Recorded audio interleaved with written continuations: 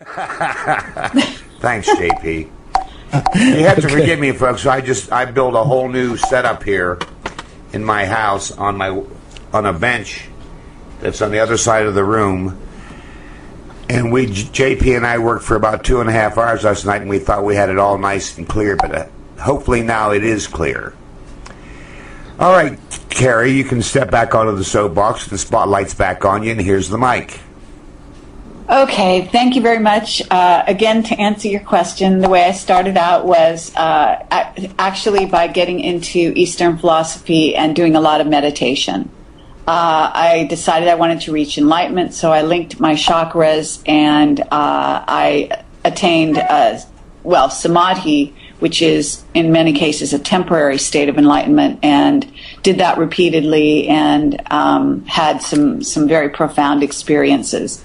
So that was back in my 20s. And then I continued to study that, but I also got into the entertainment business and tried to make movies. Became a frustrated filmmaker and reached a glass ceiling in which I couldn't get my projects off the ground.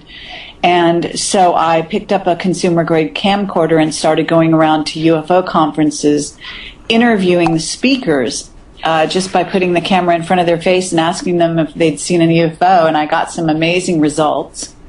And if you're interested in the results I got in the early days, you can go to our projectcamelot.org website and then click on the Camelot library. And from there, you'll see in red, click here for the old site. You go to the old site, and you'll see a button that says Shorts. Under the Shorts is my original UFO documentary. I interviewed people like Rich Dolan and Jim Mars and Stephen Bassett and all kinds of people, and got some just amazing results, and it was a lot of fun. One of the people I interviewed was Bill Ryan, who ended up to be my partner in Camelot, who was the webmaster of the Serpo.org project, and I was not excited to interview him initially because he was just a webmaster. He had just volunteered to, correlate and put on the web, onto a website, a bunch of communiques that had come originally, as it happened, from the DIA, the Defense Intelligence Agency, about an alien-human exchange program that supposedly took place in the 60s. There's been a massive amount of disinfo go out about that project, but what we've gotten from the back channels since then is that there have been several such projects, and that there was a tremendous amount of disinfo in there. At any rate, I interviewed Bill, and we hit it off. He promised to show me the power places in the UK as I was on my way back from a trip to Egypt with William Henry and Jordan Maxwell, where we were exploring the signs of Atlantis in Egypt. So on the way back, I stopped in the UK, and we went to Tintagel, one of the former homes of King Arthur. And that is where the Project Camelot idea was born, as well as the name for Camelot. And because both of us were very impressed and very struck by the whole King Arthur legend, I had a lot of past life recall in this place, and we basically decided to pull our skill sets. Bill was a writer and a webmaster. I was a writer and a filmmaker, and create the Project Camelot project. And the reason we named it Camelot was obvious, but we wanted it to be like the utopian vision for the Round Table, in which people came together without a hierarchical sort of situation. So we created Camelot, and we put project in front of the name because that was something used in black projects. A lot of times you'll see Project Aquarius, Project this, Project that. And we were able to also get the URL on the web, because obviously when you name something nowadays, you have to see if the URL is available. That's a real key. And so this was about 5.5 years ago, and since then we've been going quite strong, and we've had an incredible following, and it was just like magic. Doors opened for us. We got all kinds of whistleblowers. And in fact, you yourself, Dave Corso, was one of our whistleblowers. I know. And I have a new wolf now you ought to see. Oh, love your wolves. Well, Herc died a year ago. Oh. And then in December, I got a call from the county that said, we have 5 wolves. We don't know what to do with them. We want you to come and see how many you can take. So I went down, and they had 2 beautiful pair of wolves, and then they had this old Mackenzie wolf named Mr. Merlot. And so did you take all of them, or did you just take one? I just took Mr. Merlot, because when I walked over to his cage and put my hand there, I said, Mr. Merlot, would you like to go home with me and become part of my pack? And this wolf looked at me, and his eyes suddenly brightened up because he was shuffling around. Now he can run. He's been here now since December. I brought him in the house. The 3 dogs in the house sniffed butts, and that was it. Not a bit of trouble. Lovely. And now he can run because he gets supplements every day, and he gets good food, and he's stretched out in front of the, underneath the fan, with the swamp cooler blowing into the house. So he's cool. Oh, that's fabulous. And I know Herc had everything to do with me getting him. I know that. Oh, my. Okay. All right, let's talk about this thing called Elenin, which is on... Hang on, just a minute. Sorry, I got another maintenance issue. People in the chat room are complaining because they can hear someone... someone's got the chat room popping sound that comes up. So whoever's listening, whoever's got the chat room open, could you click the little speaker that's in the bottom left-hand corner, little speaker symbol, to mute that? I'm sorry, Dave. I'm sorry, Kerry. Please go ahead, Will, because this is my... I've been on about Elenin to everybody here in the Wolfpack for ages, haven't I? I apologize for that. That was me. I was being bad. Go on, Captain. Elenin. No, but Dave. See, I can still hear it.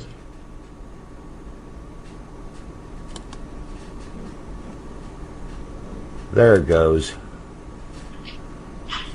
That's gone. Thank you, and I'm sorry.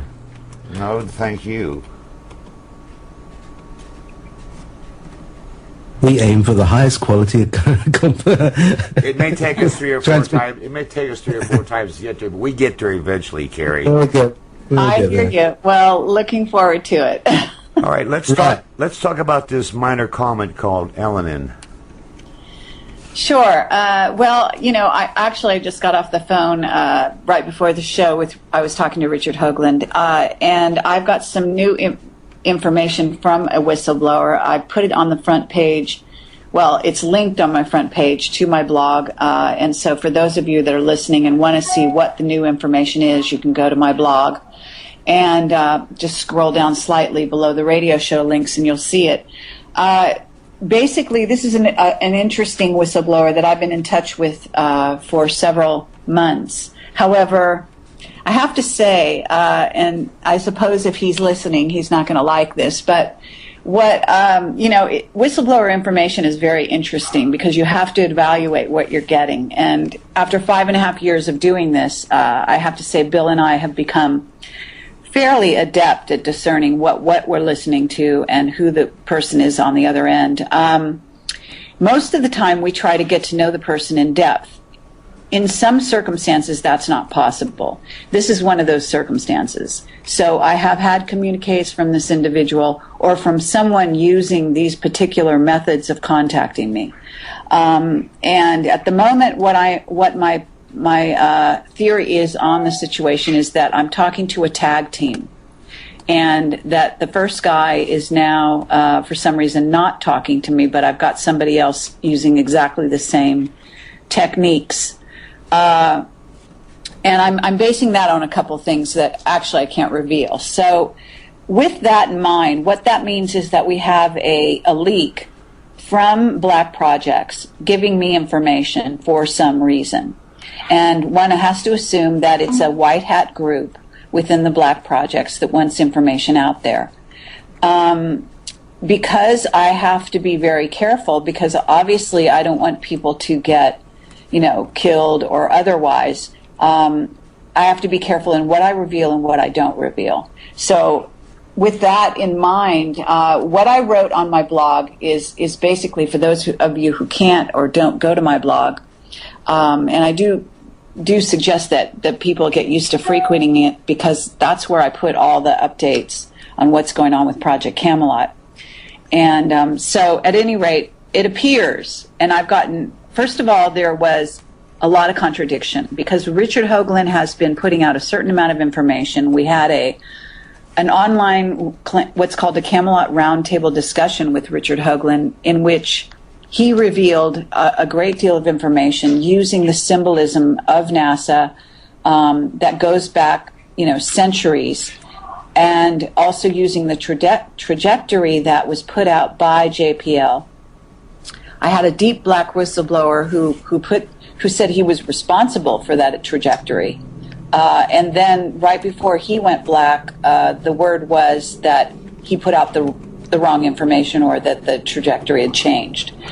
I never got a confirmation on how it had changed. I just got that information. Now, what's interesting about that is that the newest whistleblower that I'm talking to is telling me that indeed that information was wrong. In other words, that the trajectory that everyone else is using around the world to plot Elenin is incorrect. However, in my conversation with Hoagland, who I just spoke to, he says that doesn't make sense because otherwise people using telescopes, amateur, and other very experienced people with telescopes wouldn't be able to find Elenin if the trajectory, if it wasn't where they were told that it was going to be. So that they would know soon enough if the trajectory was wrong or off. So I'm not sure what my whistleblower is referring to, and because I'm not a scientist, and he's not either. He is clearly a military guy. I don't know if he has the need to know that the first guy had. He does seem to know a great deal, but he doesn't know certain things that I ran by him, sort of testing him to see if he could talk about those things. And what I got back was that that the person who had that information had now been reassigned, quote unquote. So you have to evaluate that for yourself. And but the information is, again, that Elenin has been hit. It was hit by purposely. That before it was hit, that a signal coming out of Antarctica, for one thing, was being broadcast to the solar system saying, stay clear. And apparently there was also a broadcast from the vicinity of Elenin to the same effect.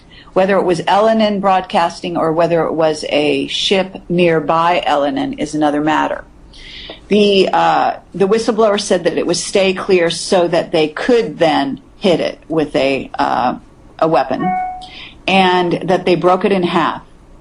They did this purposely, and the answer as to why is not completely clear. One of the things is that supposedly, and I have to say that some of this I'm probably not supposed to be talking about, so you're hearing it here first. And maybe I should check if I'm on the air at all. Am I? Yes. Okay. It's so often that actually I do talk for a while and find out I'll be on the phone to somebody and find out for 5 minutes I've been talking to myself. So I'll be monitoring it. Yeah, you know the syndrome, right? That the interference that goes on. Yes. Yes. So on you go, Kerry. And in fact, I had people will know George Green as one of the Camelot witnesses, and he just called me the other day. Hadn't called me for a while. And he's very astute. In fact, he was involved with some of the intelligence agencies at one point, I think, in his career a ways back. And so he can tell when something's being monitored. And he kept hanging up on me and telling me, no, he couldn't talk to me because we were being monitored. And, there was dial tone in the background, all this nonsense. And, there was really no way to get around it. But so that just sort of tells you how things are going at Camelot. But at any rate, what happens is, now, you have to look at the whistleblower information I'm getting. I'm getting information from what is in essence a tag team that may be a group of white hats that wants this information out there. And, of course, they want people to prepare. That's part of the reason they put it out there. Now, there's a flip side to that says that actually this is a good way to feed out disinfo, to take people off track and also to mislead them, terribly mislead them. And so this is where you need cross-correlation, you need data, as Richard Hoagland calls it, and so on. And in my discussion with Richard, I mean, he's only got what he's got. He's putting a package together that is very, very persuasive on certain levels. On other levels, it's less so. But he will be at my conference, Awake and Aware 2011, in September 23rd, 24th, and 25th, outlining his most recent findings. And supposedly the day after my conference is one big deal with regard to Elenin, which has to do with a point in the trajectory where it will be in between the Earth and the Sun on the 26th of September. And he thinks this has to do with consciousness. Now, get back to my whistleblower. So he said it was hit by a pulse, that it was outgassing a lot, that it was quite dangerous in that regard, that if it got too close to the sun, outgassing the way it was, that it could have caused a huge, explosion or blowback of some kind. And again, I'm not a scientist, so I don't know if this is true, but this is what I was told. That one piece is not to be worried about, but the other piece is significant, and that Elenin was originally on a trajectory, unbeknownst to the people at NASA, etc., at least in the cover story they're putting to the public, that it could have hit our moon, and that it was aimed for our moon, and it was going to come back around the other side of the sun and hit our moon. So this is why they broke it up. I don't know, of course, if this is true, but this is the information. There is more information about 38 days behind Elenin that the brown dwarf is indeed coming in. That would put it much, much closer than any of my whistleblowers have said up to this point. This person said he's 100% positive. In other words, there is no room for conjecture that this thing is coming, and that it's coming, that it is a brown dwarf, that it does have planets circulating it, and that those planets could hit something.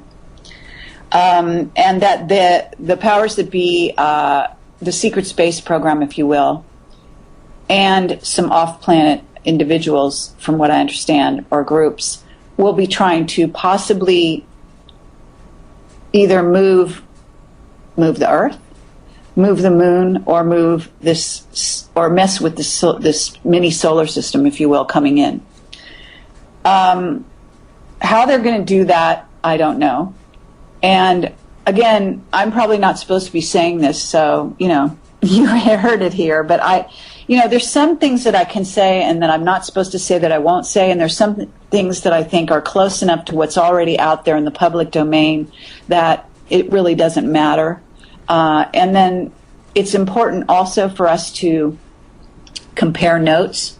And so if I'm getting a little bit different tilt on everything than what's out there, it's important for people to start getting those different indications so they can start exploring and doing more research to see whether or not it contradicts or whether it goes in alignment with what I'm being told. Now, there are several indications that November is a very significant month. And I've been told this by at least 3 separate sources coming in from completely different directions. And that does not even include the information coming from Hoagland, which again would substantiate it further. So no matter how you look at it, across the board, no matter what is going to happen, it seems to be going to happen in November. And I've been given a few dates in that regard. I don't know why, but this particular whistleblower said that financial downturn he called it a joke. I have heard something to this effect in the sense that there is talk that there's plenty of money in the American economy being held by certain individuals. Also access to money, access to gold in mines. Another thing this whistleblower said is that gold is going away. Don't ask me what he means by this, but it seems to be that silver is going to be the big deal. He was urging me to invest in silver. I believe he did agree that, and this goes according to another whistleblower that I have, and more than one, and you've probably heard this too, but it's an ongoing matter, which is that the Anunnaki are still taking hold off the planet. It's going to Mars first, and then from there, I believe it's going off that world. But I believe some of it, from what I hear, might be going into some underground bases or some other needs, let's put it that way, on planet Mars. Kerry, hi. Hello, everyone out there in listening land. I'm Roger Silver, Dave's co-host, and it's very nice to have you on the show today. I have a question for you, if you don't mind, and I would like to know if you are receiving any information that I'm kind of receiving and doing my own research on. There are many people out there, one person in particular, his name is Paris Tosin. I don't know if you're familiar with him or not, but he is stating that this comet, well, he's not really stating this, but in an indirect way, that this comet Elenin, and a few other people are saying the same thing, that this comet Elenin is just a cover story for a faked alien invasion that is supposed to be planned. The Last Card, the Warner von Braun thing, Carolyn Rawson. What do you have to say, if anything at all, about a faked alien invasion taking place between now? You hold on one second. Sorry.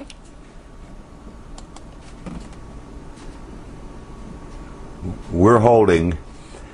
I'd like to say that if you people disagree with what she's saying in the chat room, that's okay. You can disagree. Don't get nasty. Hello?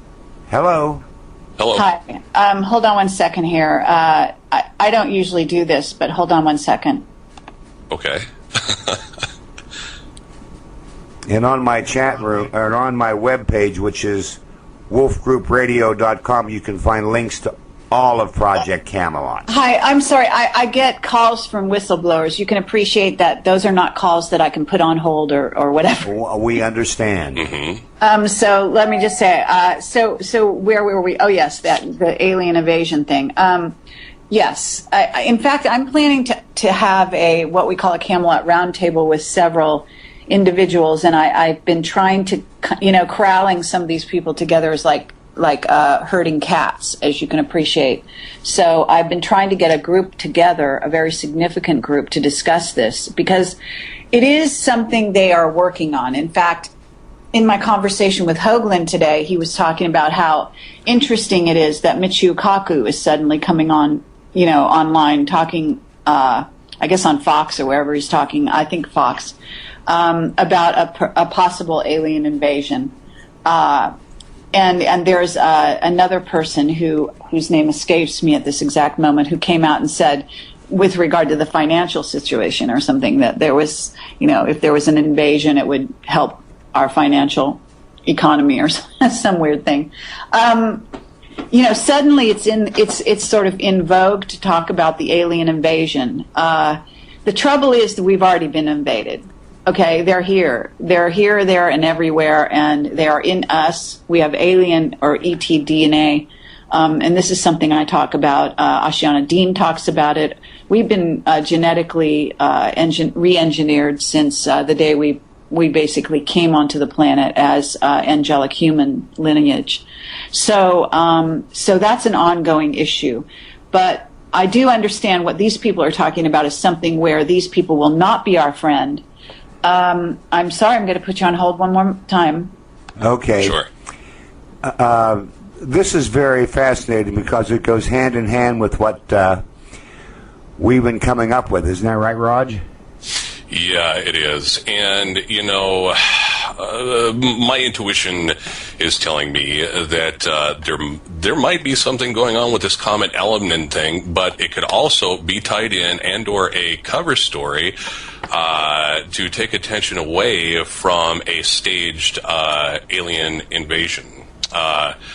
Where they come down, War of the Worlds type thing. And then you have another camp that speaks about how we, like Kerry says, we have already been invaded, but these people are speaking about how they are actually sitting at the top of the food chain, if you will, the top of the food chain of the powers that be and whatnot, and they are actually ruling and using humans to do their bidding for monetary gain or what have you. That's true. And it's interesting because when you take a look at overall what's happening and the fact that this thing with the money, I don't know if a lot of people out there don't understand how the financial system in the United States works. The Federal Reserve are private bankers. They have nothing to do with the government. They tell the government, hang on a second, Kerry. They tell the Treasury, print us up $30 billion. Government prints up $30 billion. They give it to the Federal Reserve. The Reserve gets them notes that draw interest. Now, I find that interesting because that's not the way the Constitution is set up. That was brought in 1913. That amendment was never properly ratified.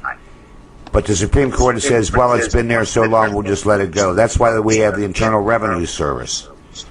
Okay, Kerry, what'd you find out? Yeah, you wish. Actually, News just in. No, I wasn't able to get anything clear there, but we'll have to talk later. So where was I? Alien invasion. The fact of the matter is that we do have a card being played. When they're going to play it is unclear. Whether or not it'll be this fall, whether or not Elenin is part of that scenario, is also unclear. At the moment, what I'm getting is that there is a rollout going on. So you have to understand that this disclosure, this rollout, has been going on a while. And they're using the rollout to begin to reveal that we may have friendly and not so friendly visitors. And they've been doing this on television with movies, for many, many years. Spielberg being involved in all of that as well. And certainly Torchwood. I mean, we had an insider tell us that what they did on Torchwood, tracking down various ETs that were coming into the planet, and in some cases assassinating them, was actually, that's a very real group, and it's very real in what's going on with that. At the time that person communicated to us, he's since passed on, that he said that was reason to be killed if were to publish information. Now it's almost common knowledge, at least in my circles. So in answer to your question, yeah, I think they're stacking the deck. I think they want it to be viewed that way. But actually, I don't think they're far off. Now, whether they're going to have a fake alien invasion, it's really hard to have a fake invasion when you got the real guys here. Right. Because the real guys may show up. And that's always a threat. You know what I'm saying? So, and they may do things that you don't, that are not choreographed into the script, so to speak. And so you could have a mess on your hands. So whether or not they're going to do that, my understanding is that card will be played if and when, if indeed the dwarf is this close, and if indeed we're going to have some major shifting in the plates, et cetera, that's going to cause earth changes, inundation by water, et cetera, when people are in a state of mind where they're extremely vulnerable and they are looking to their government for help, for assistance financially, just to get through, and so on, that's when they're going to play that card. In other words, they need us in a very weakened state to be receptive. And at that point, there is a very dark group that will come down with their ships, and I've actually had dreams about this, and a lot of completely naive people will jump on the ships thinking they're being taken to Wonderland, I suppose. And in fact, they're being used, for food and other fodder. So there are issues with that for sure. Okay. And now let's get back to current, the things that are happening now. How is the government in your circle, from your intuition, how is the world government right now stacking the deck against us right now to make us, say please, say help us, what are they doing currently right now to get us to that point so they can come in with what they really would like to do? Obviously they're taking down the economy as best they can. We have a whole cabal, especially here in the United States, but it's really worldwide. Personally, I think that a lot of people, I deal with the white hats, many people, if you go on my blog and you also go to what's called articles on my projectcamelotproductions.com, you'll see that I've written a number of articles to the White Hats. And, I don't mince words, as people that know me. So, I kind of tell it like it is or tell it like I see it. And I'm looking for a response, And the fact of the matter is that the Rothschilds and the Roths are sometimes, and the Rockefellers are sometimes at each other's throats, but they also have a unified agenda that has to do with a one world government. So it's important to keep that in mind, because a lot of people are very fond of thinking that there's a lot of dissension at the top, and indeed there is.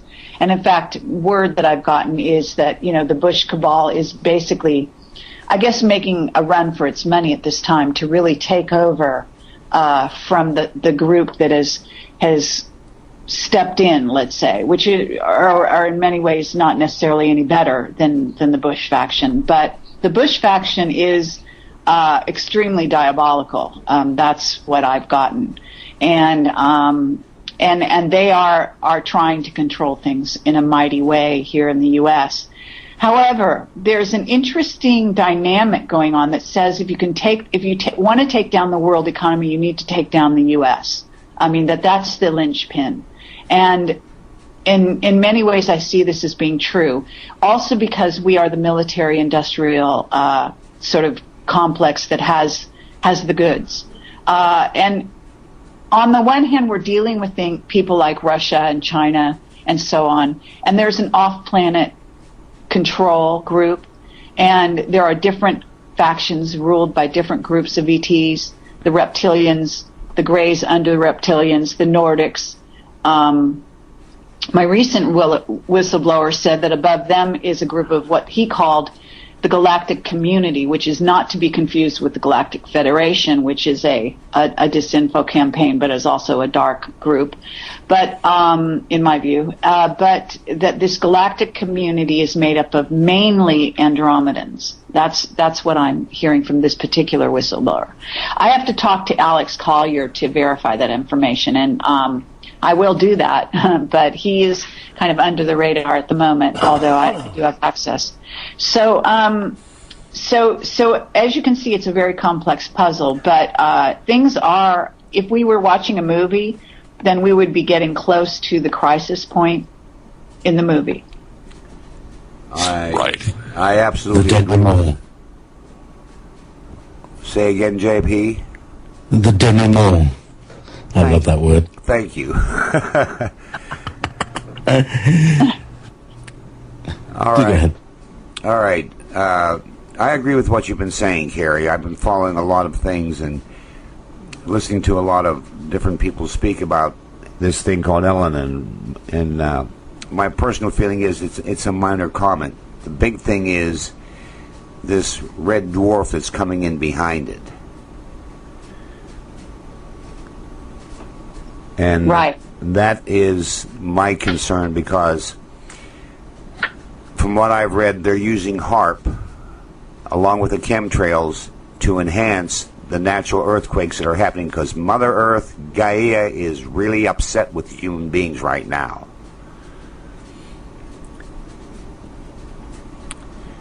And I'm watching the chat room, and there's some interesting comments going on in the chat room.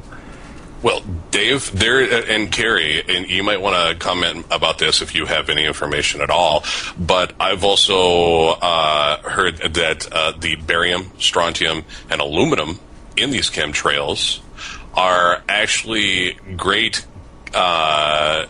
conductors, if you will, for this Project Blue Beam to throw up, mass projections of alien forces invading, if you will.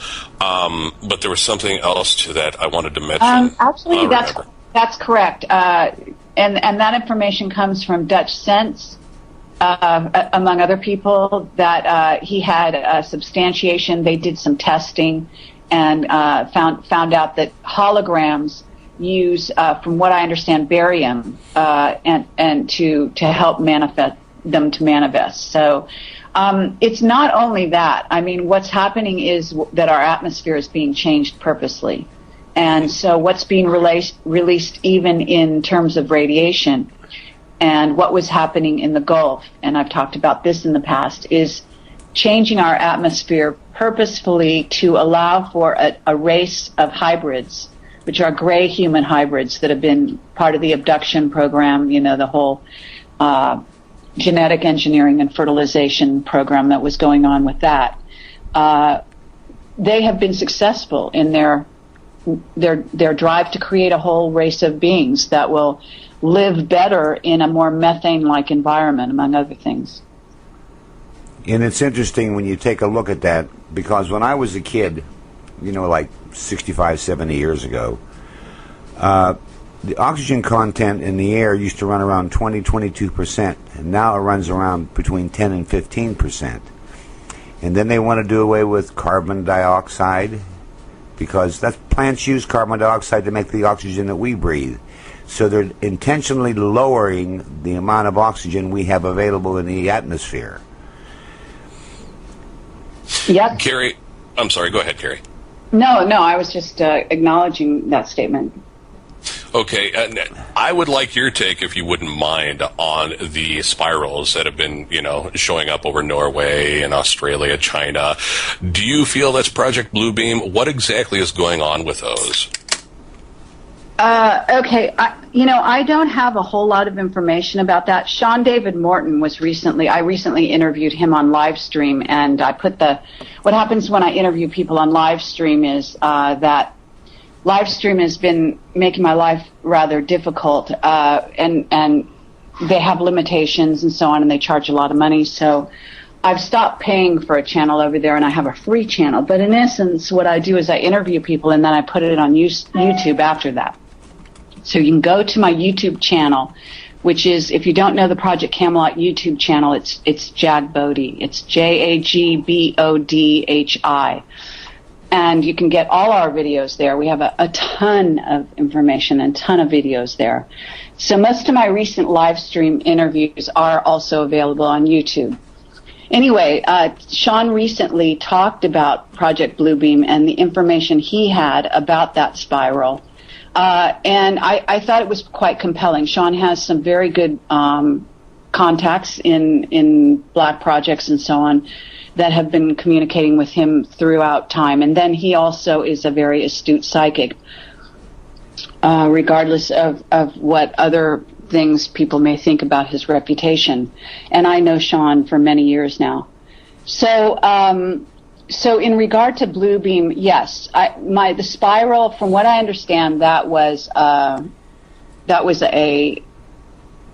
hologram, and that it was created also because I guess there is a portal in that area of Norway. There's I think it's I'm sure there's a base there, but I believe there's a nuclear power plant right below where the spiral formed.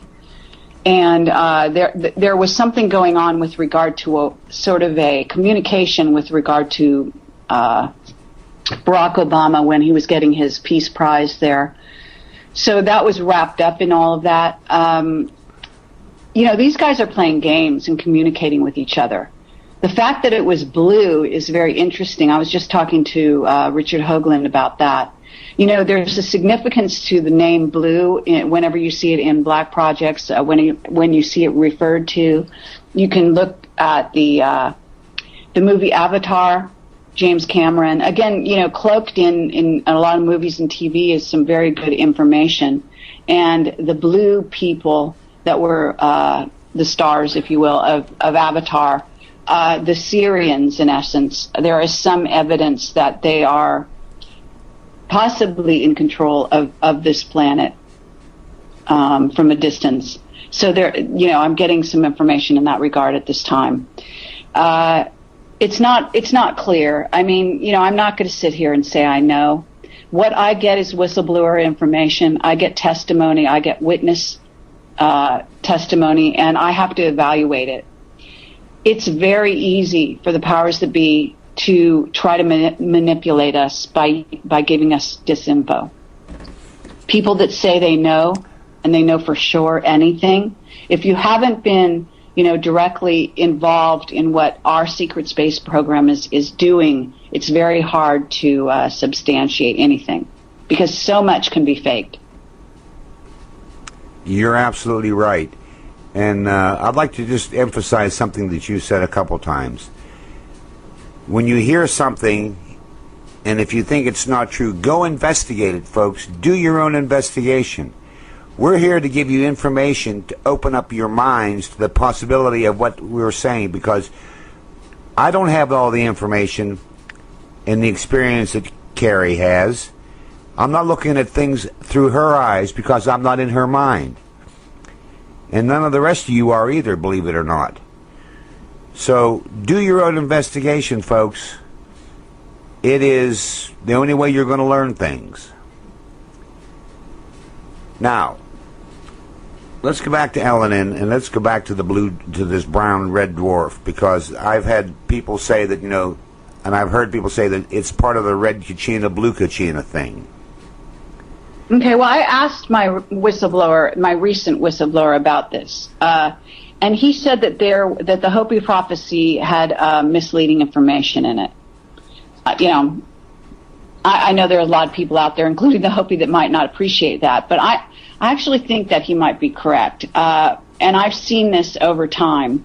One thing that I work with Miriam Delicato, and I'm in touch with the Hopi through her, and have met them, and also the Dogon recently, a couple members of the Dogon that I interviewed, and you can listen to that interview. Wonderful people. They are doing the best they can to investigate in their way. Some of their investigations are obviously through consciousness, through meditation, through communication with off-worlders, et cetera, just as many of us are doing. You have to understand that through the years, any kind of tradition, regardless of what it is, it can be infiltrated. And so some of the information will be also misinterpreted. It's just like all the people that misinterpret the Bible. Some of the information in the Bible is good. Some of it is hugely targeted misinformation, and some of it is just well-intentioned misinformation. People hear one thing and they think it means something else, and they can be wrong.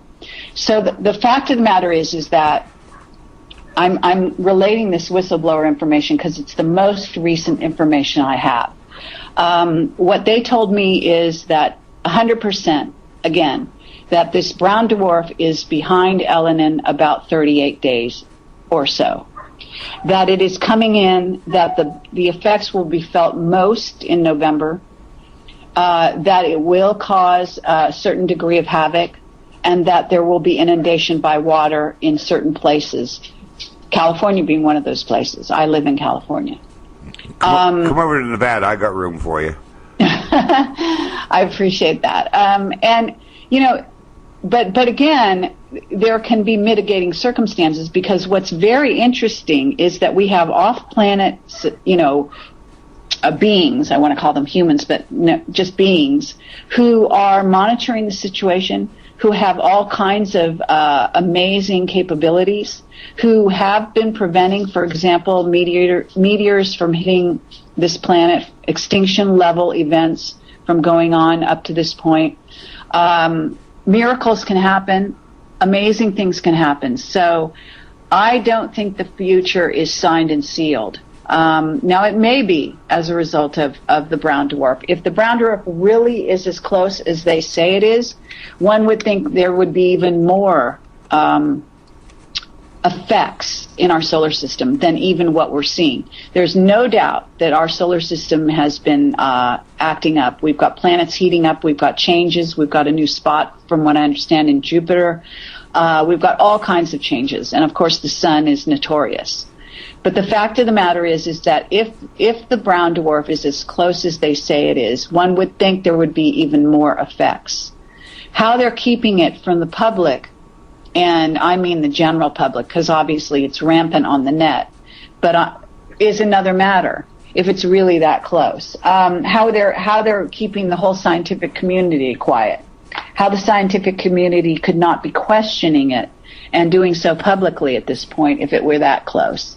There are a lot of contradictions, a lot of unanswered questions.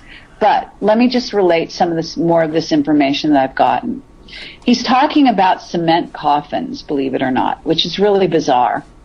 Now, everyone knows about the coffins that are talked about that are on YouTube videos and so on and so forth. And he talked about FEMA and the red, being classified as red or blue. And if you're red, they don't trust you and you're out of the loop. And if you're blue, you might be taken to a camp and, fed. And basically that I'm on a list and all this kind of thing. So I will have to get out of Dodge if any of this really comes to pass. So you're not talking to somebody who's just like an innocent bystander over here. I'm actually, well implicated at this point from their point of view. But he was talking about these cement coffins, and it's really bizarre. He's saying it's going to hit the news that there's a ton of these things, and that they're basically manufacturing them. And I don't have the number in front of me, but they're substantial. And so I started giving him I guess you can say this on radio. I started giving him some shit. Yeah, you can say that here. Okay. Because, to me, it just seems like a waste of time and energy to make a cement coffin. Why would you put a human being in cement? It's stupid. Why don't you just burn the body? And then he said, well, because it's going to be inundation by water. And I said, but why don't you just think about this for a minute? Are these guys going to waste their time during some major cataclysm, if such a thing were to happen, and go around fishing for bodies and then taking them and putting them in cement? I mean, that's a lot of trouble to go to. I just don't see it. I see it as some kind of cover for something else. So, and the obvious thing is, well, human, bodies float, and so if there's lots of water, they need a cement coffin to keep them down. Maybe, but I still think it's a stupid. I just can't see these people going around fishing for bodies during a cataclysm. It just seems unbelievable. So unless they were contaminated. Well, of course they're going to be contaminated, but you're still not going to go fishing around. I mean, you're just not going to be able to. First of all, the people that care about themselves or whatever have already gone off planet. They've gone into their underground bases, etc. So those people are not around. So yeah, if they want to waste time with a lot of military and police force and all this just to give them something to do and something to die of, then yes, I suppose you'll have them fish around for bodies. But, I think they're going to be more likely to be concerned about their own well-being and their families. If we really had, really, really think about this, if there was really an inundation by water. And so all, take it or leave it, this is my point of view. So the guy's saying, okay, there's going to be a rollout of a lot of cement coffins. It's going to hit the news, etc. So I don't know. I think it's already on the net from what I understand. So you can go investigate that. What that means, if you want to look at that, is that they're preparing for something, and they have been preparing. I mean, there's no doubt that the powers that be, the governments, you name it, are preparing for something. Whether they cause it or something outside of us causes it, or whether it's a combination of the two, stuff is coming down the pike. Right, and Kerry, and we have, not to interrupt you, but we have people in the chat room right now going off fear-mongering, fear. Folks, in my humble opinion, what's happening right now are things that people need to pay attention to. If you react in fear, you react in fear. It's a two-way street. We present the information to you, but if you choose to react in fear, that is up to you. It's a two-way street. It's all about individual personal responsibility. Well, you can always stop the radio. I mean, the fact of the matter is that I don't even necessarily believe this stuff, and I think I'm making that abundantly clear. I've already told you that, I think this is a tag team. I think they're feeding me information. It could be good. They could be good people. They could be white hats. If rain is coming to track and you don't tell someone about it, what are you, a fear monger, or are you a person who cares about their well-being? You can look at it any way you want. The train's still coming down the track. So exactly. We have multiple whistleblower testimony that shit is happening. And you know, you got it from a lot of other places besides Camelot. So you can ignore it if you want and just think it's all sweetness and light out there. All I can tell you is, yes, we have the consciousness to change the world we're in, but it's come to a certain juncture, and there's a great deal of people out there who are still not awake and aware. And I suggest, if you want to know more about what's going on and how consciousness can change the paradigm, then come to my conference. Listen to people like David Wilcock, Nassim Haramein, myself, and others that are on the Graham Hancock, etc. There's no doubt that a unified consciousness is a game changer. Okay, that is the premise of the conference. So Camelot comes from that direction, but that doesn't mean we're going to ignore the whistleblowers that come to us with information, and doesn't mean that we're going to keep it away from you and decide that we can evaluate it for you and tell you what to think. That's not going to happen either. So what I do is I evaluate the whistleblower. I decide whether it's valid information. I decide whether or not it should be put out there, even if I don't know if it's true or false. Because I am not the judge and the jury. That's not my job, and I don't even want that job. Each and every one of you need to figure out what resonates. If it resonates for you to stay in California in spite of warnings, then do so. It's likely that I'll end up staying here at least till the very last minute, and at least until things are, crashing all around me. I am an extremely optimistic person.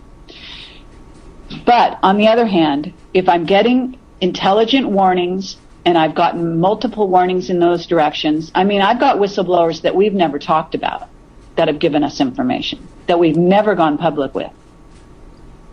For a variety of reasons. Sometimes we simply can't validate whether or not the source is legitimate enough. Sometimes it's so off the charts that we don't even believe it, and we don't want to even consider throwing it out there until we get more information. As the information builds, as it cross-correlates, then I start leaking it out there. That's what I'm doing here. There's enough information out there from enough whistleblowers at this time that the brown dwarf is a reality. You can look at my interview with Andy Lloyd. So what the question is not whether there's a brown dwarf second sun in our solar system, because no doubt about it, according to everything that I've heard, according to even Henry Deacon, who was one of our early whistleblowers, this is common knowledge in the military-industrial complex. Okay? But the question is where that brown dwarf is and the planets that surround it, which Zachariah Sitchin was talking about, Nibiru, which is one of the planets. In theory, if it's still there and if it's still circulating that planet, and if that group of whatever you want to call it, that mini solar system is incoming to pass through our solar system, then there is going to be ramifications. And every 26,000 years, there appears to be something major going on. And you can look at ice core samples if you want to, get into the scientific aspects of this. So we are at that juncture. Everyone knows we're at the juncture. The Mayan calendar substantiates it, as well as across the globe, many different cultures, as well as just your own intuition if you're existing in society right now. You know consciousness is expanding. You know that your DNA, it has the aspect, the possibility to expand. All you have to do is take some Ormus or sit and meditate for a while, and you're going to realize something's going on the planet. All right, I got a couple questions for you when you got them. Go ahead, JP. Yeah, I was just going to say you probably just need to sit still. Turn off the TV, turn off the computers, and just sit still and feel what's going on in your body. Regarding whether there's going to be a danger, it was a very interesting article that's just been posted around Facebook about growing hair and about long hair, and they found that in the Vietnam War that trackers who come from Native American bloodlines, they were brilliant trackers. But when they joined the army and they cut their hair off, they could no longer track. And they tested it with guys who had hair and guys who didn't have hair. And that ties in with the eighth prophecy of the Hopi, where everybody starts growing, all the men start growing their hair. And that, I believe, I mean, it sounds like a really crazy thing, why to do it, but that will give you a better warning ability, warning sign take-up receptor. Am I making sense, Kerry? Yeah, actually, you're right. Hair is an antenna, and it does help your psychic ability, and that's why you can even look at the Vril Society. You know, the women that Hitler used as his sort of was extremely wrong. There was a reason for that. Yes. And so the point I was getting to is that I do believe that you as an intuitive and many other people will know exactly the time to go before the roadblocks get down, and you'll get out with time enough. But definitely. Well, thank you for that. Yeah. All right. You're all right. You know, you've done a good job, and I think you'll get your reward there. All right, Kerry, I've got 3 questions from the chat room. First of all, do you know Sheldon Neidl from the Galactic? Yes. Do you trust? I had him on my radio show a while back. And what do you think about what he says? Well, what I would think, okay, I have to be careful here because I don't like to badmouth anyone. I and understand. I don't really have that desire. So what I would encourage the person asking the question to do is to go on Project Camelot, Whistleblower Radio. There's a page, a link on the left-hand side that says Whistleblower Radio. Go look down the dates. It was sometime in the past year. I think it was several months ago. I interviewed Sheldon Neidl on my radio show. I asked him some very directed questions and got certain kinds of answers. I think he's a good guy. I think he's well-meaning. I think he's being misled. I can say that much. All right. Now, another question is, can Kerry say the F word? Only if she says it in disguise. Now, the next question I have is this. How's that? Frack. Frack. There you go. You're familiar with Benjamin Fulford, right? Of course. Have you read his latest blog? Well, I've read some recent blogs. I may not have read, I haven't seen him in the last day, so if they're talking about something really, really recent, but I may know the information already anyway, so go ahead. No, there was no other question after that. Oh, I see. So actually, I think this is a very important. What the meeting of 57 leaders on the boat and the helicopters, and sounds like a James Bond movie. It sounds absolutely fascinating. Yes, have you heard? Any? No, I posted this. There's a letter about that I posted on my blog. So not only did I read that, but I posted the letter. And I posted it on purpose to help them in their quest because I figured it rang true for me. So I posted. It was somebody who wrote into Ben, and Ben published the letter. So, do you have any extra information about that whole event? Or, has anybody confirmed it from the inside, or have you heard anything like that? No, actually. Unfortunately, and this is another sort of, I don't know, like a little sign. You know, it's very interesting who's going to be where and where are they right now. We're on Labor Day weekend here in the U.S. and it's a holiday weekend, right? And apparently the white hats that I have had contact with have gone black until after Labor Day weekend. Now, what I understand from that, and even based on a certain conversations I've had, is that that in their world they believe something's going down as we speak. I have heard that there's talk of arrests of certain individuals and so on and so forth. The trouble with that is that this has been going on for a while, and so-called arrests and so-called D-Day financially in the financial community has been prophesied over and over again, has been predicted, and then all of a sudden things change. And they change because someone like Obama takes some money and redirects it to a different place than they thought it was going to go originally.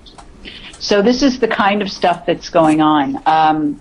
You cannot predict what's going on, and the trouble is we only get the sort of the foam off the surface. And so what's really going on with these people, other than the fact that they're fighting over money in the background, and that money is being redirected, okay, let me talk about Benjamin Fulford briefly. Go ahead. We did an interview with him. We flew out to meet him. We flew to Japan. We did an interview with him in Tokyo. And in my view, every interview, and I listen to all the, talk on rents and all the different interviews he does. My interview is the most comprehensive in terms of helping you understand who the man is. And he's a very good-hearted individual, okay? But in my view, he's also being prone to being misled. He is part of a society, a group of societies that are, secret societies, and he's joined a certain group, and that group wants to be in control, and they have certain ways of going about persuading others that should happen. And in some ways, he's become their spokesman. So with that in mind, you have to take what he says and understand, put it through that filter. Understand that he does mean well. Understand that he believes in what he's doing. Understand he believes he's sided with the good guys. I'm not so sure. That's all I can say. Now, he could say the same about me, and many people do. Many people, tell lies about Camelot on a regular basis, et cetera, et cetera. Look, you can only judge it for yourself, see what resonates. Yeah. And I really like that attitude. I mean, a lot of people, I've seen so many armchair critics, but you go out there with a camera. You've been out there. You've spoken to the people. And I believe that that's a lot, and it takes a lot of guts. And you know that you're doing it on behalf of other people, and you're not really, I mean, it's like a lot of us, we've just kind of fallen into what's happened to us. You didn't plan to be this. You didn't plan to be Kerry Cassidy whistleblower when you were born, did you? Well, I mean, I think that in a sense we all do plan our lives when we're off planet. But yeah, I mean, Camelot did happen. It appeared to be an organic creation of Bill Ryan and myself, and we are very happy with much of what we've done. I think we're both very proud of our whistleblowers and our information. I know that we've changed a lot of lives, and people write to us every day and testify to that fact. They're becoming awakened. If it gets somebody to question their reality or to question the matrix, then we've done our job, because that's what it's all about. It's not about convincing you of one fact or another. Factoids are facts. Factoids. Yes. They can also change depending on what level you're on. So the bottom line is that if you're starting to question your reality and you do it on a regular basis as a result of having spent time on Camelot, then I'm very happy. Yeah, because there's I've been following the same kind of sites and everything for the last few years, and you see people and they're always saying, "Oh, I want evidence. I'm looking for evidence." How you can't find evidence or proof to be real when you're looking at little pixels on a screen. At that point, anything can be a lie. It could be you could be watching CGI. You could be watching reality. How do you can't get evidence, but there are the ways that secret services, alphabet letter agencies do it to determine what is true. What kind of? I know that you use lots of methods. Do you want to talk about some of the ways that you've been working your way personally in this last period? What of your own inner faculties have you been using to determine what's really going on, Kerry? Well, first of all, it's important to know that not only did I start out studying Eastern philosophy and then, through meditations linking my chakras and so on and so forth, so refining my own physical body and sensibilities, but I did a tremendous amount of research into Black projects, etc., and I also worked at JPL as a marketing kind of consultant right after the internet crash, if you will. That was around the years 2003, I think it was, in between, say, 2003 and 2007. And just being sort of on the campus, as they call it, you get exposed to a lot of sort of information by osmosis and a certain consciousness of understanding how these kind of the people that work, scientists and engineers, people that work in this world, how they operate. Yeah.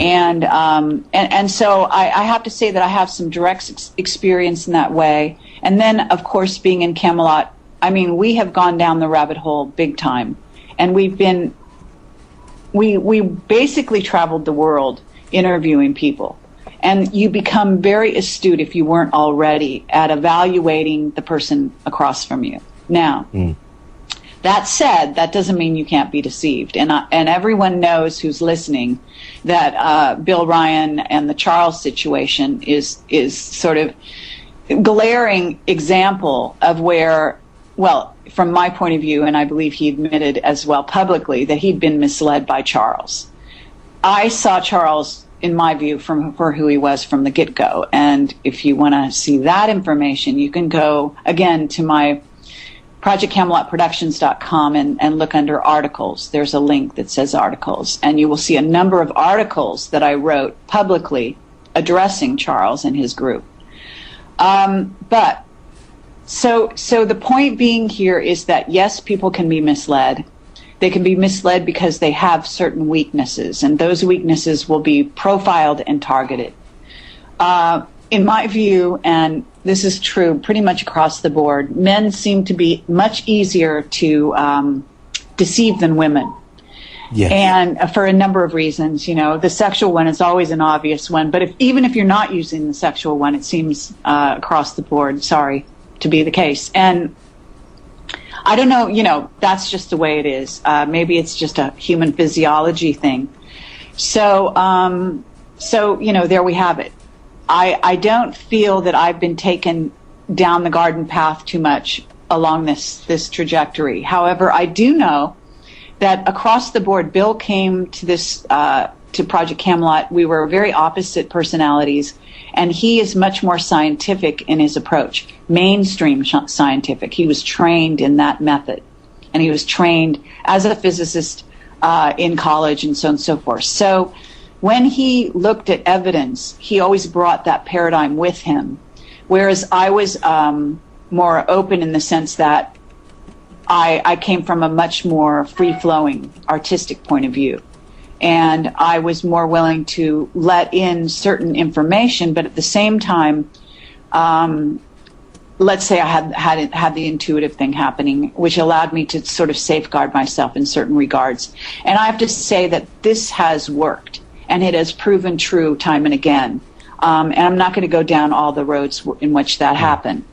Suffice to say, we both have put our lives on the line for Camelot, and we've done it multiple times. We have had our lives threatened.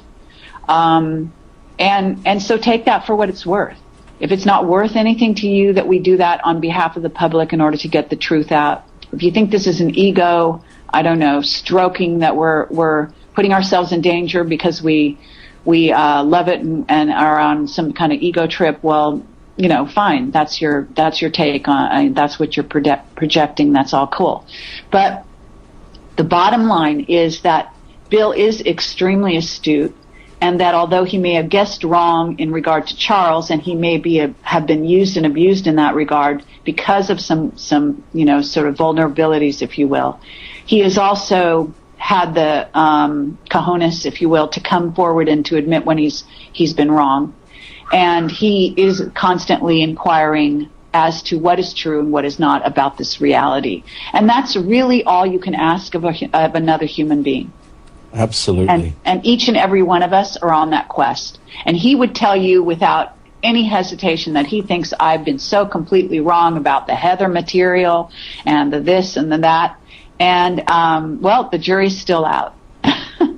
Kerry, it's amazing to me, really quick. Sorry, JP. It's amazing to me at all the negativity that I am seeing in the chat room. There's positivity going on as well. But why do you feel people lash out the way they do? Is it because their paradigm is being challenged, or because the research they have gained is totally different than yours? So they're trying to basically tell you you're wrong. What do you think is going on with all this negativity? Well, it kind of depends on the radio show and what's being attracted at the time and, the configuration and all that. So, I know that there are people that love to hate me out there, and I actually, it's all good. It's just life. I was prepared because I worked in Hollywood for, 19 years. So I was exposed in that way, and I have prior life experience in this regard as well. All I can say about that is that, yes, they are threatened. Their paradigm is threatened. Even if it's not your usual paradigm, it's probably threatened. There are a lot of, let's say, New Agers that are hugely off in a sort of a fairyland, not really seeing reality, in my view. But, and they will be threatened by certain things in Camelot. I mean, what can I say? What matters is that if you find a person, it's like any debate that you witness. If you see people attack each other on the personal, on character levels, where they are attacking the person rather than the information, then what you've got is somebody who is highly threatened. If, on the other hand, the person wants to attack the information and say, give a good logical argument why this and this and this add up to that instead of that, hey, I'll listen. I get sent emails all day and all night from people that want to send me their point of view, and they send me, videos on YouTube and how they back it up, and I have people that think they're going to educate me and send me books, and it goes across the gamut. Look, it's what people are all about. Some people are gifted, and some people do see fairly clearly. Other people are completely misled. Other people are working on a negative paradigm, and some of those people are very propelled by negative entities that want to take down Camelot. I mean, that's a reality. You can't mince words, and you can't ignore it. And there are agencies that are planting agents in the chat rooms to change the tone of what's going on so it appears more negative than it really is. They do that as a rule all the time. They take over certain people. Some of our whistleblowers have been taken over. Some of them have been possessed, and I guess I'll not name names at this moment. Literally, like old-fashioned possession. Yeah, that. Some of them have just been manipulated through mind control, and they are totally controlled this time. Some of them are, believe they're doing the right thing, and they're completely misled. It just goes across the board. All you can do is judge the heart. All you can do is see what resonates with you. And if the words I'm speaking don't resonate with you, then I suggest you go out and have a nice Saturday. Well said, Kerry. But I got a whole bunch of questions. Lloyd Pye? Yes. Are you going to interview him anytime in the near future? That would be fun to do. Yes, we have talked about it. At one time we were going to interview him, and he had some research he was waiting to come in about that, the Star Child's skull. I believe most of the information has come in now about the tests they were doing. Like the father wasn't human? Yeah. I'm sorry? Like the father wasn't human? Well, duh. I'm sorry. No, but it's good. I think he's a very interesting individual, and I'd be happy to interview him sometime. But let me just say this. What I'm doing right now is, first of all, we don't have a lot of money, contrary to a lot of, rumors to the complete lies. Awake and Aware, I'm going heavily into debt just to do this conference, and I swear to God I'll never do another one, but I did it because, and I'm going to tell you why. Because what happened was I was going out to other conferences, some of which I was invited to speak and sometimes I wasn't, but I attended the conferences to interview people. And I saw a lot of people getting up on that stage and lying to the public. And I thought to myself, when we did Awake and Aware, I have had people come up to me right, left, and center begging me to do that conference again. Because we had Camelot whistleblowers all in one place at one time, and it was just magical. It was an amazing event. And it really resonated with the people who attended. So I sort of broke down and decided, okay, I'm going to do another conference because I cannot stand that these people can put on conferences, and some of these people are going on stage, and they used to be good researchers, but they are basically backtracking and misleading people. And it's very important to me that people are able to protect themselves. So I do not want people to go on stage and tell people that all ETs are good, that they should just welcome them down and get on their ships blithely and just give away their power.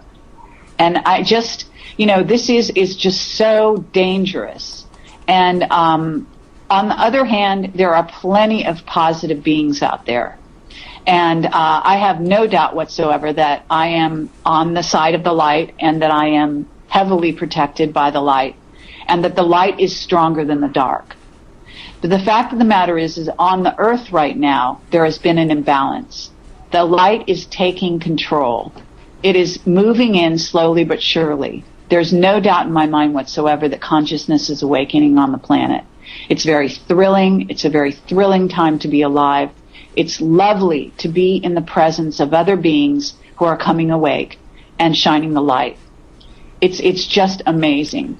And I was at an event last night in which I was with a number of people who were awake in this way. And, it's powerful. There is a powerful energy that takes place when we're all in the same place in the same time. And so Awake and Aware, 23rd, 24th, and 25th of September. We're still selling tickets. Right now it's $200 for the entire weekend. I don't know. It's incredibly cheap. I don't know if you realize that conferences don't usually go for that low, but they don't. It's three days. In essence, the first day is the Friday night, which is from 6:30 until midnight. We're going to have George Norrie introducing the speakers. We're going to have Duncan O'Finian and a mystery guest, super soldiers, talking about information that has not been released. So we're going to start out with a bang. And, that's 6 or 7 hours right then and there. And we also have some live music. You'll be able to meet the speakers, talk to them.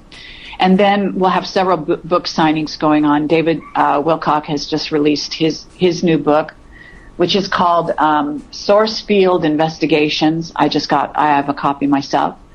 And let's see. So that's what's going on Friday night. Then we have a Saturday night, a Saturday, which starts at like 8:30 in the morning and is going to go till 12 midnight. So I don't even know how many hours that is.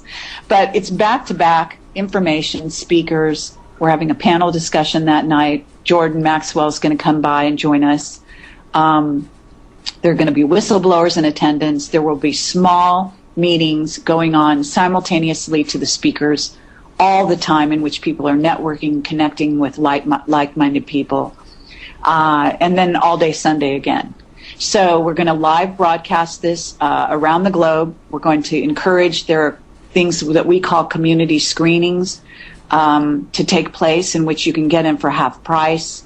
And instead of buying, the live stream and watching it by yourself on your computer, actually go down to a neighborhood venue that is elected to take part and get in for half price and watch the whole thing and network with people in your community. So we're offering that option. It's a great way to also support Camelot. At the moment, to be honest, unless I sell a substantial number of tickets, I'm set to be in debt hugely. I know the powers that be would love that. So all I can say is if you like Camelot and you support our work, please do come down. Please do buy the stream if you can't afford or you can't take the time away from work or whatever to come down for the weekend. it's if you break down the $200 to the amount of hours I've just told you, and amazing information that you're going to be getting, it's just well worth it. That's all I can say. I think you're doing just an amazing job doing this, because what I'm picking up is that this is going to be like the Woodstock crossed with Live Aid.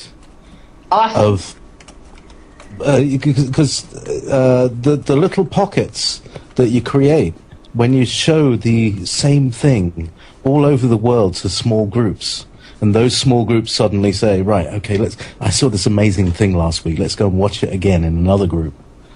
And that's a great dream, and I think that's much more. Well, I don't want to use the word new age, because it's a seventh ray situation. I don't know if you understand what I'm talking about, but this is the energy of the new paradigm is massive group activity, and what we're doing today, I just have to say, we're almost maxed out on our primary server. We've got more listeners than we've ever had. So thank you for bringing us to coming into Wolf Group Radio, Kerry. This is really doing. It's a pleasure. Really good thing. And let me say, you tapped into exactly what I envisioned. So if this were to happen, I would be so happy.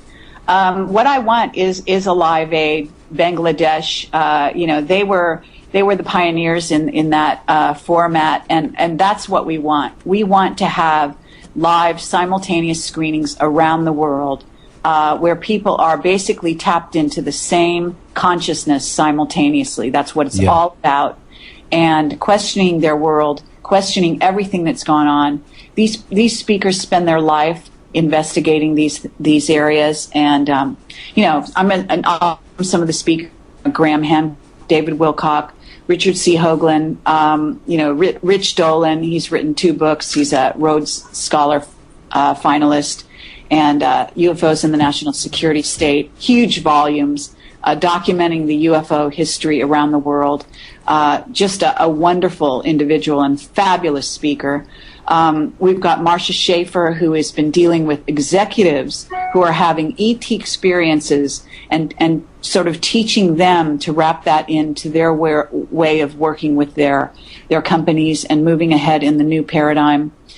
We've got Miriam Delicato. She's bringing the Dogon. They're going to be in attendance on the Friday night and hopefully throughout the time.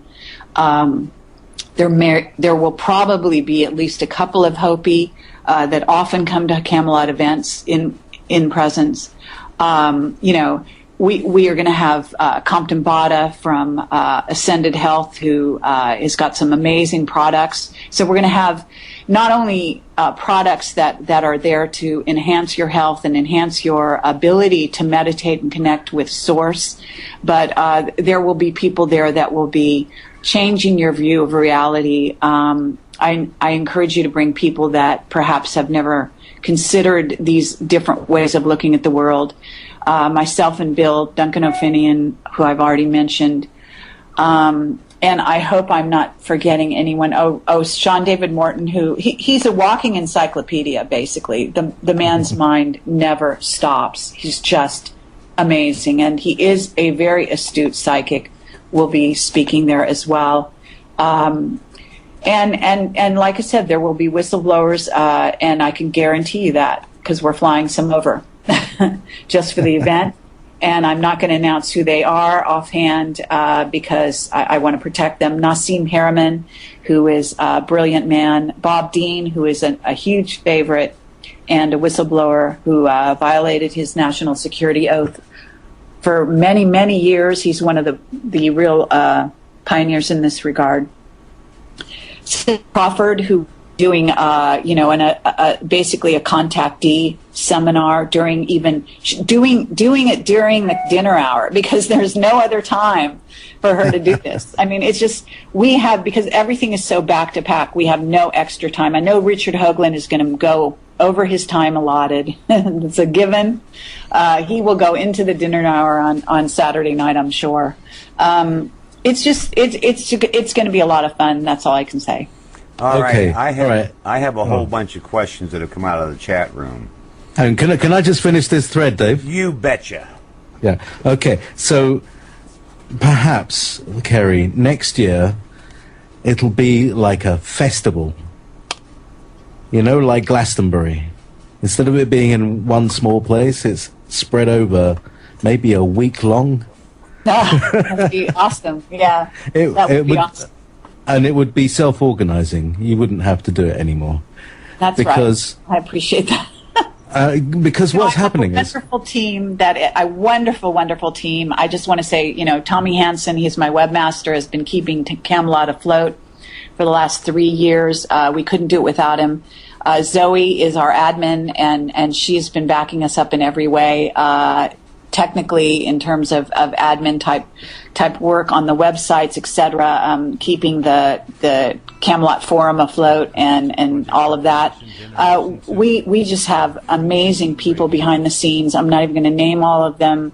They know who they are. I hope I can thank them on stage. They've been really, pushing to get this information out. We've got, the Giza Geomatrix webmaster, Adrian, built us a website for free. And the guy's a brilliant Flash, designer. Mm-hmm. And if you go to Awake and Aware, spell it out, awakeandaware2011.com, you'll see. This guy just walked up to me and said, "Hey, I'll build you a website." And so this is what goes on. People out there will be, lying and say, "Oh, she's got a professional this and we've got a person who does video promos for our Camelot roundtables right now, working on the promo for Awake and Aware." He's working for free. He's a Hollywood, experienced promo filmmaker. These people just come to Camelot because they have a huge heart and they want to help. And that's how we survive. Yes. And what I also wanted to put across to you was this program wouldn't be possible were it not for Awake and Aware 2009, which featured many of your core group of presenters, and that inspired Jeremiah Duncan to start Project Information Generation. That's that on Blog Talk, and now Dave is running this station here, and it's become the Wolf Group Radio. And we have a small team. I'm in Scotland, people in Canada. We have a fantastic graphics guy in Canada who's doing stuff, Brian in Tunisia. And there's Roger and Dave and myself, and we're running a radio station, and it was inspired by the way Camelot works, and we're bringing our own sides of facets of stuff. I'm really into the esoteric stuff. Dave has his amazing experiences and what he's into. And we're a wonderful little soul group, but it was all sparked by Camelot, and that's what I want to say thank you for. Yes, and so do I, Kerry, and I will be at Wake and Aware 2011. But I got a whole bunch of questions here. I've had several questions about when are you going to interview Ashana Dean? Okay, I've already interviewed Ashiana Dean for like 8 hours, and I think it's all on my website. So if you go to Project Camelot Productions, I believe that's where you can see her small picture and click on the picture and you'll get the interviews. I am going to India with Ashiana Dean and her group in mid-October. Possibly I'll be able to do some filming while I'm there, but my actually what I'm doing, they are paying my way because I could never afford it. And in exchange, I'm giving them some advertising for their upcoming events on my website. So that's a huge opportunity for me. I have been to India. It's going to be awesome to get back. We are going to do, it's basically a meditation trip to work on ley lines and basically rebalancing energies and so on. But that's going to be, a thrill and a wonderful experience. So in regard to Ashiana Dean, that's what's happening there. Thank you. Now, what about Robert Dean? Bob Dean is wonderful as always. In fact, I said this already on one radio show, but he's challenged us, because I have to tell you that Bob Dean, we've interviewed him 3-4 times and substantial, 2-hour interviews each time, and those are all available on the website. But he has teased me time and time again. He says if I apply him with Jack Daniels and then interview him, that he will spill the beans. So we're going to take him up on it. Don't forget the cigars. On it. This is going to be D-Day. This is going to be, like Old Home Week, in which, he will be spilling the beans. So if you're there, if you see us sitting around a table, you can be sure that whistleblower testimony is being traded around in one form or another. And you see us sitting around with Bob Dean, well, that's what's happening. All right. Now, what about Zeta Talk and Nancy Leader? Well, I'm not a follower of Zeta Talk. The Zetas have been misleading the public for many, many years. My understanding is that some of them may have gone over to the light side or the service to other side in the years that have passed, and perhaps are working in the light at this time. However, I simply don't go to that website, so I don't know a lot about it. I do know that I was notified recently that they sort of have a campaign right now to badmouth Camelot. Not sure what they're going to use as their sort of fulcrum of information, or what kind of lies they'll be telling, but that's all I heard. All right, thank you. Now, what about the underground explosions in Virginia and Colorado? Oh, yes. Yes, I do have new information from my whistleblower about that, from the recent whistleblower, and this is what they told me. They said that it was us. It wasn't like from outside, I don't know, Circa Fall was saying it was the USSR or some other, or some warning to the White House or financial. No, apparently it was a test that they are doing, repeated tests. In fact, I'm told they're doing these tests all the time in the ocean. And this is where it gets kind of confusing. They were doing a test in Colorado, and apparently whatever blowback from that test destabilized a fault in the east, and that caused the quake in Virginia. But what they also have done, and whether or not they knew that was going to happen or whether they didn't know, I don't know. But I do know that according to the whistleblower, they're working to destabilize the plates. There's a government program I can enter you into, and I get paid $11 an hour to take care of your ass, and I ain't even got to touch you. But I'll still make $11 an hour. Do it. Hello? I got to get all the information on that. My son was talking to me. Oh, sorry, somebody was breaking in. That's 150 hours a week or a month. Okay, well, he's definitely coming in. Do you want to be your mic? 150 hours a month. Sorry, Kerry. Okay, Kerry, there's another question here in the chat room about Pete Peterson, I do believe. Let me finish, actually, because I was interrupted there, because the Sure. information is rather important. Mm-hmm. All right, I would go like ahead. to say that it appears that what they're doing is they're doing tests to destabilize the plates. And the reason they're doing it, this is my understanding, the reason they're doing it is so that they can begin to sort of let the sort of pressure out slowly but surely, so that when, the brown dwarf does get close enough to cause havoc, that perhaps it will mitigate some of that. That's what I'm hearing. All right, I can go along with that, even though there's no P wave, so it had to be a nuclear explosion. Now, Bill Ryan, he's okay, is that correct? Yes, he's fine. He's going to be at Awake and Aware. I wonder if I can get him to trade hats again this time. No idea.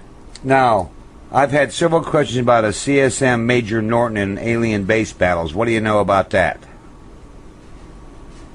A CSM what? Major Norton and his alleged alien base battles. Sorry, that's not familiar to me. Me either. Major Norton.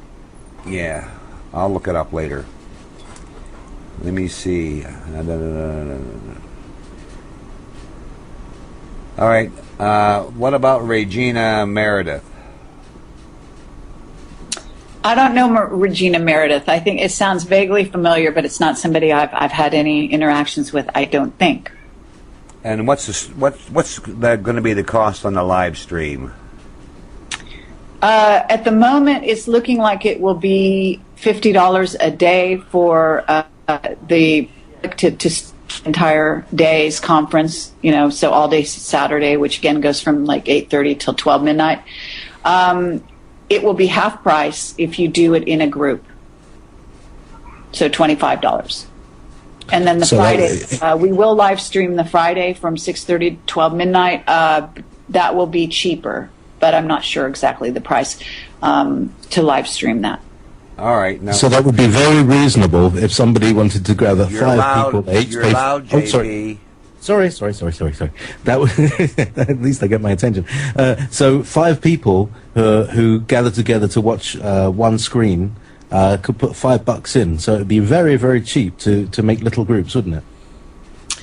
Well, I think technically what it is though 5 people would get in for 25 each. I mean, what's going to happen here is it's up to the person who holds the screening, that does the community screening, to basically be on their own sort of recognizance, whatever you want to call it, to charge half price per person at the door for their event, if they do choose to have an event, a local neighborhood event, and then send half of the money to Camelot and keep half. So that's basically our deal with people. How they end up doing it, what will transpire is really, up for grabs. There will be some people that we're willing to work with that may want to do donation only, in which case, for those group events, we're willing to work with people in that regard. You just have to think about how you want to do this. I mean, basically, we have bills, people to pay for coming and speaking at the conference. I'm paying flights, I'm paying hotel of all the speakers, and so the cost of putting this thing on is ridiculously huge. We're looking to at least break even. If we can go above break even, then what you're doing is contributing to making Camelot able to continue in the future. With more things being free and less having to charge for the Camelot roundtables. I mean, the fact of the matter is that my interviews are still free. I just put my documentary on Adam's calendar. It's on the front page of Camelot. That's available for free. Cost me a lot of money to do it, but that's life. There were some donations that helped me to do that, and so that's how we operate. If you want to hold a community screening and you don't want to give any money to Camelot, I suppose you can get away with it. That's not. That's not being honest. Well, it is what I'm just saying that we want to put out this energy. We want people to be able to gather in groups around the world, because that's a very important aspect of the whole conference. And if you can't come in person, then it would be really awesome to be able to go down to a community. And we're going to, we have a website set up for this, and we're going to have like these push pins. You can go to the website right now and click on awakenaware2011.com. You go to the top and go over to this section that this will allow you to create an event. You create an event, it becomes known to the public, we publicize it for you so you can get people down to come down. And basically, if we can have pins all over the world, in all the major cities of the world and elsewhere, that just will be, Live Aid in operation. It will be showing us that we are all together in one place, in one state of mind, changing our reality. Superb. Right on. Kerry, I have a question for you here really quick. It's been asked about 3 or 4 times in the chat room regarding Pete Peterson. Where is he? How is he doing? Do you have any information on him? Okay. Well, Dr. Peterson, from what I understand, is alive and well. He is, ever since his interview with us, he basically went black to us because he got a lot of pushback from the Pentagon, from certain sources and so on. And he decided that he regretted doing what he did. That's not uncommon with whistleblowers. And, we have invited him. In fact, he was invited and he was supposed to be speaking at our 2009 event. He suddenly developed a tooth problem in which he had to go to the hospital for. And then after that, we never heard from him again, basically. I do have a source who's in touch with him, so I know he's out there. I know he's alive and well. There have been some extenuating circumstances in his life, some pressures. You have to understand what it's like to be a whistleblower, and my sympathies are with him. All right, I have another question. Obviously, we have 11 minutes left. What are you going to interview Dutch Sense anytime soon, and what's the latest on him? Well, that's very interesting. I did finally hear from Dutch. There was a bit of silence there for a while, trying to figure out how to say this appropriately. He confided some things in me. He shared some things that had been going on behind the scenes a little bit with him. He absolutely is a good-hearted guy that means well.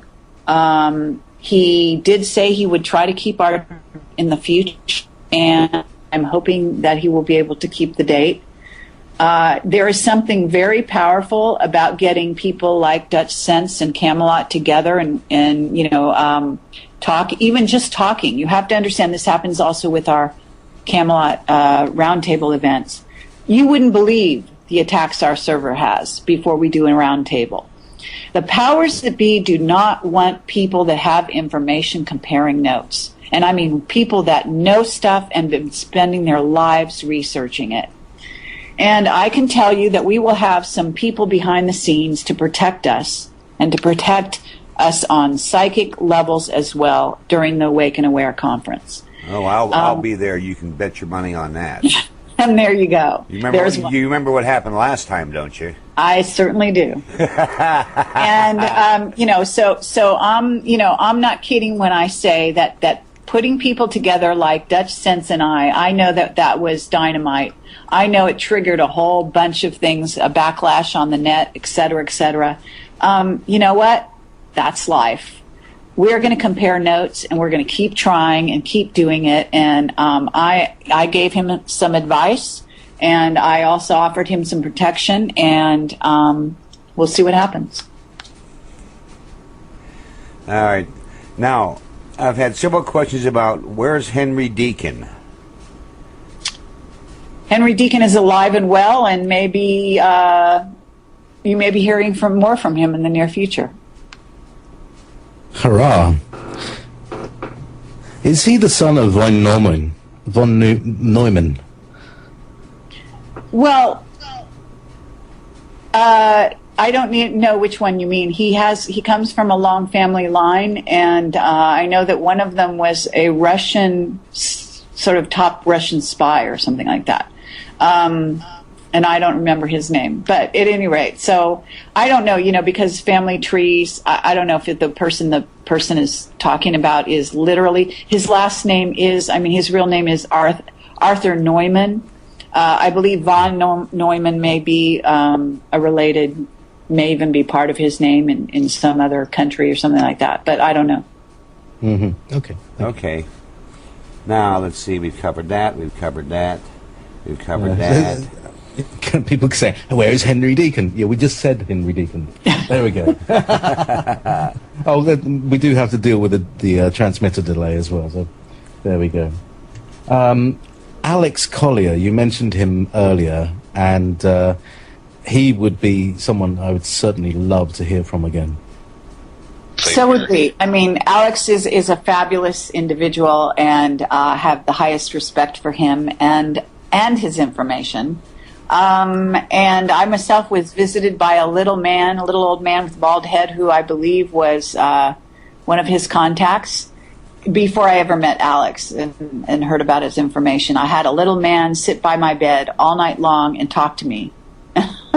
When I woke up and I just was coming to consciousness, I said to him, "Wait a minute, where are you from?" And he said, "Andromeda." So, take that for what it's worth. But as far as Alex is concerned, I am let's just say that I am in touch. He has gone black for now, and that's the way he prefers to stay at the moment. Yeah. All I right. understand. Right now, I'd like to thank Revolution Radio for carrying this full 2 hours today.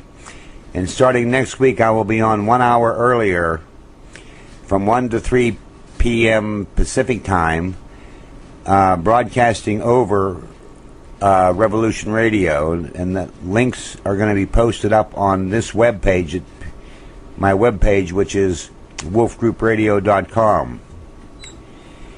Because they 10 minutes before the hour, they have a short round table over there. And I'm not in that chat room right now. But we can go on beyond 2 hours if you'd like to, Kerry. Well, no, I do have other responsibilities here this evening, and so I can only do the 2 hours. But thank you very much, Kerry. It has been a real delight and a pleasure and an honor to have you on my show today. And we had over 3,000 listeners overall. Awesome. Well, thank you so much. I've enjoyed being here, and Dave Corso has done a service to humanity by coming forward, along with Duncan O'Finian, and revealing some very important information to the world. So I encourage everyone to watch my interview with you and Duncan, and that's on the Project Camelot library, and just search under Dave Corso or Duncan O'Finian, you'll find it. And I look forward to seeing you at our event. It's going to be a lot of fun, and I think you're going to have a good old time. Oh, I would think so, and I will be out there Friday afternoon. Lovely. And also, you've seen the website, my website, haven't you, Kerry? Yeah, I think it's beautiful. Actually, we had over 4,500 total today. Superb. And hang on, I'm trying to do 14 things at once. Talk would be good. Yeah, I know, talk would be good. Dead air time. I hear that all the time. All right, you do your thing, and I'll just have a quick word and say I'd like to thank you once again for being a great inspiration to many people. Some people in the chat room there, I know, are great fans of yours and of the work that you've been doing. And for the rest of the people, well, just wake up. I think so wake up and smell the barium. Absolutely. Survivor 3. Hang on. Survivor 3. Why everything is based on a whistleblower? Because that's the way it is. If you don't believe it, research it yourself. It's like black operations, and what Duncan O'Fannin said. They're called black operations for a reason, so you won't find out anything about them. I did them for 10 years. Well, also, we do interview other kinds of people besides whistleblowers, but our specialty is whistleblower testimony. And to be honest, when we started, there wasn't another website that did that. No whistleblowers from black projects. And I know all about WikiLeaks, but I can tell you I've been in touch with Julian Assange, and he actually got in touch with us. But he did not at that time, and still does not want to bring on board the black project testimony. So we specialize in this area for a reason. I absolutely agree with you, and I guess when I look at it realistically, I use a lot of my inspiration comes from you with this Project Information Generation Radio 2, and I'd like to thank Brian Internacia for the marvelous work he did on my webpage. Lovely. And we have you plastered all over it, Kerry, just because I love you. Thank you so much. And please give my love to your wolves. I have a special soft place in my heart for wolves. I will bring out some pictures just for you. Thank you. Fabulous. All right, folks. Kerry's going to leave us here in a minute and a half. We're going to take a short break, and we'll be back if anyone else has any questions.